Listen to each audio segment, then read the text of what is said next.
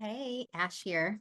I was just having a conversation with myself, I'll be very honest with you, around something that I think that we don't talk about enough, and that is a game changer when it comes to creating a new experience in your life, going after a bigger next level dream, and essentially manifesting an entirely new reality that you are desiring, that you're called to, and that you want.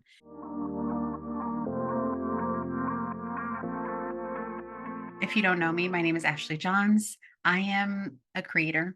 I am a muse. I am a feminine leadership mentor, guide. At the end of the day, I am here to live my life in such a way that I inspire you to do the same so that we both fulfill our destinies and create the generational legacies that we're here to create. So, welcome, welcome. I'm glad that you're here. Many of us are living in this paradigm and in this belief system that actually isn't even true. And that system, that belief system, is that I must first have something physically occur or manifest in my life in order for me to now see myself as that new person or as that thing. And let me give you an example. I see this so many times. Many of my friends are mothers, they have birth babies, and they always talk about how they've spent these 9 months or 8 months or whatever, whatever number of weeks and months preparing for motherhood, and no one prepares them for the identity shift that occurs when they now have this baby in their arms and they're like, okay, I'm a mom, but like, how do I be a mom? Not from the how do I take care of this child or feed this child or cleanse this child and care for it, because that's innate and we learn those things, we're taught those things, lactation, all the different things, but it's more so like the mindset, like how she sees herself and how she has confidence in her mothering and in her being mother and in her motherhood is something that gradually comes online. And a lot of women talk about how they wish they practiced that or had that identity kind of coming into them and they opened up more to it before the baby actually came. It's a little bit of like the chicken and the egg, because there's a level of access to the energy of mother that does only come through once you have a child, whether you birth a child or you adopt or you foster or you're just around children. But there's a truth of opening up to and believing in that archetype and that energy and starting to welcome it into your life and feel into it way before baby comes, right? And we see this when mothers become, again, they're pregnant, but they become more protective. They have this urge to nest. They're more sensitive to energies and scents. They see the world through new eyes because now they're realizing they're going to be responsible for a whole nother human, a whole nother soul. And so they start to reorient. We see mothers starting to call in new community, calling their house, calling their connections, and letting go of things that don't serve or don't match the new journey into family and motherhood that she's stepping into, right? So all of that starts to occur before she becomes an actual mother, as in birthing the human. Another example of this is when we think that once I have the new role, once I have the new title, once I get the promotion, or those of us who are entrepreneurs, once I have the new sales, hit the new revenue goal, once I hire the extra team or have a team, once I have the new customers and the new clients, then I will be a CEO, or then I will be successful, or then I will be a leader. When the reality is, the leadership, the success, the worthiness, the power, the clarity, the visionariness comes into you way before you get the title, you get the job, you get the extra money, like all of those things happens. Like you need that energy to be cultivating within you mentally, emotionally, spiritually, energetically, psychologically. It has to be coming in order for you to even be a match for the job, for the role, for the clients, for the business growth. And we know this to be true because how many times have we seen the famous video of Jim Carrey being like, I visualize myself being an actor. I visualize paying myself $1 million. I wrote the check, folded it up, put it in my wallet, and kept it in my wallet for years until I actually made the $1 million, had the $1 million deal, and paid myself the $1 million. It was all happening before it happened. So another example for those of you who've been on like a health kick, a wellness journey, a lose weight journey, oftentimes we have to visualize being in shape, right? In order to help us believe that it's possible for ourselves. Otherwise, we're kind of going through the motion and we don't really believe it. And then you like lose the weight, but you still feel overweight. You still see yourself buying like baggy stuff to like cover your body up, even though you have the perfect hourglass figure. So it's this idea of like, when I lose the weight, then I'll be sexy. When I lose the weight, then people will like me. When I lose the weight, then I'll be seen as worthy or popular or able to wear this or do this or go there. And the truth is, cultivating that self worth, cultivating your sensuality, your sexuality, regardless to whatever body shape you're in, and if you can do that while working out, while changing your eating behaviors, you begin to embody being a sensual, sexual, attractive, gorgeous, radiant, healthy, loving, everyone wants to be around you kind of person. So I bring this up to say we need to break this paradigm of if this, then this, when really it's I am this. So as a result, this is. I am this. And as a result, this happens or this comes into my life. We start to cultivate the identity shift before the physical manifestations occur.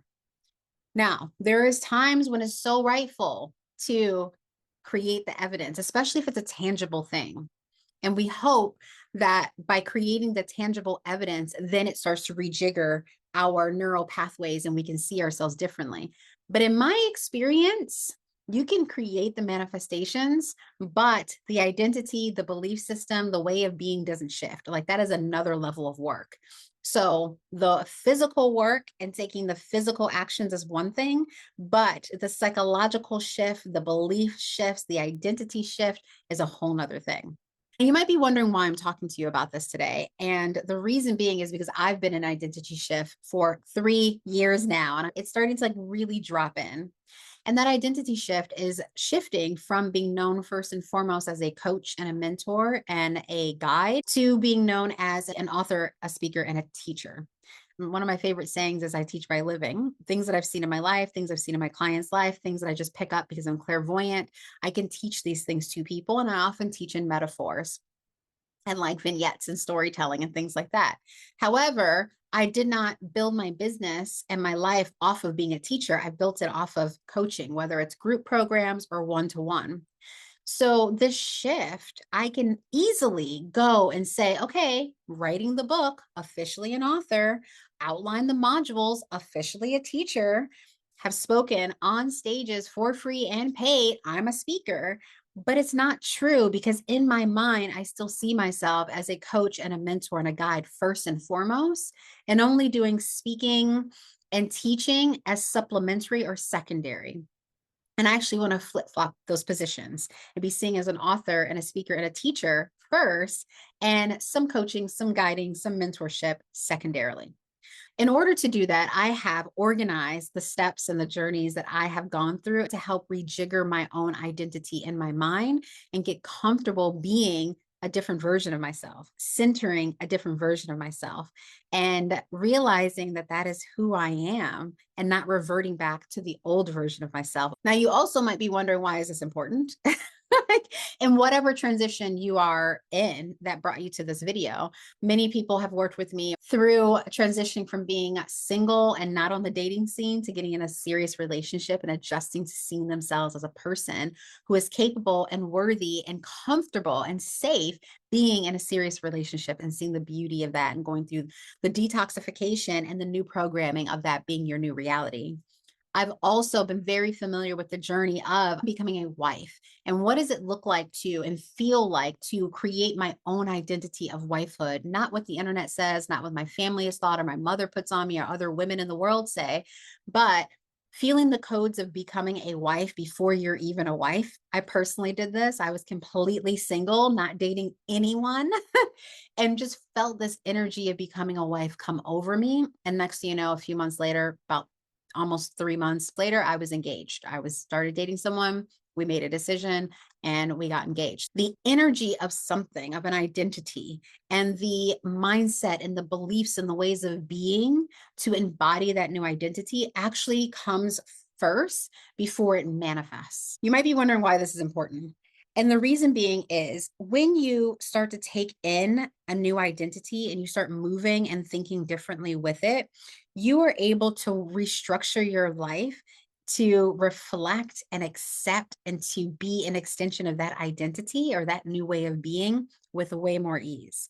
Restructuring my day to prioritize writing my book, organizing and learning how to teach stuff in a way that it will have impact, like people's minds can absorb it and it will have impact. That's a whole new way of living. It's literally running my day through my creative energy and what I'm here to say and put out as a body of work and as a legacy, as opposed to my calendar. Who am I supposed to speak with? Who do I am making time with? What strategies are we working on with that individual or that group of people? That is a complete reorientation, right? So one thing of getting into your identity shift before a physical manifestation comes is you to restructure the way that you live and you be so that you are a container for what you're stepping into next in your new chapter. Another reason to do identity work is because you unlock a level of confidence that you absolutely need to manifest and to create your next level and your next chapter of life. So, me tapping into the energy of me as an author and as a speaker, when I feel that energy, I'm like, of course, like all this time I've been meaning to be on stages, bigger and bigger and bigger stages, and more and more and more and more books. But before that, as a coach, I was always writing from, I have to say it a certain way or I have to present it. Whereas a speaker, I am cultivating a feeling. I am speaking to the subconscious and the conscious. Like there's a rhythm to it, there's a method. And like the more that I unlock that, by sitting in that identity and creating it and experiencing it, the more I was like, oh, I know my speaking cadence. Like I feel so confident in who I am. So it's easy for me to go and walk and pitch and talk and do the things because there's a confidence in it. And then thirdly, with that confidence, I start to accelerate the manifestation process of the new thing that I'm creating. How? Because there's more faith in it. The way that I feel being an author and a speaker in my body allows me to move and speak, as I was just saying, in such a way that people are magnetized towards me, which is part of manifesting. So your faith in your shift, your faith in the change becomes so evident. It's like it already exists because you believe in it and you know it and you're feeling it in your body. And it's just a matter of time before your inbox is filled with all the things that you want. I'm using myself as an example, but it could be you transitioning to being open to dating. And now all of these people are coming and like sending you invitations to go on dates. And then the last reason that identity work is so important is because you are able to make decisions based on your future self, based on the future life that you're creating, based on the future circumstances that you are calling into existence. So if I were making decisions based on the version of me that was a coach before, my content would be different. My strategies would be different. I would literally be stuck in a loop creating from an old version of myself. But dropping into the identity of author and speaker, it's making my strategies, my communication, my ways of moving to make this happen is completely different. So my decision making on what's a yes and what's a no is much more strategic because it aligns on where I'm going, not where I've been. Okay.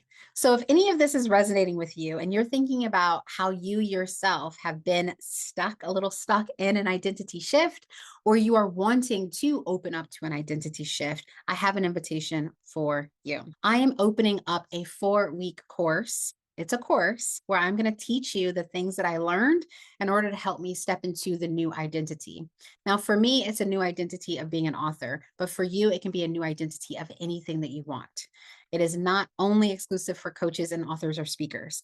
So if you know that there is some magic for you to unlock, for you to walk, think, be differently in a new way as a new person, I invite you to check out the info below and join me inside of Become Who You Actually Are. The final question I would say is, what do you think will happen in your life if you were to embody the person that you know that you are or that you're meant to be next? I'd love to know. All right. I'm sending love wherever you are. I'm so glad you watched this video. Have a great day.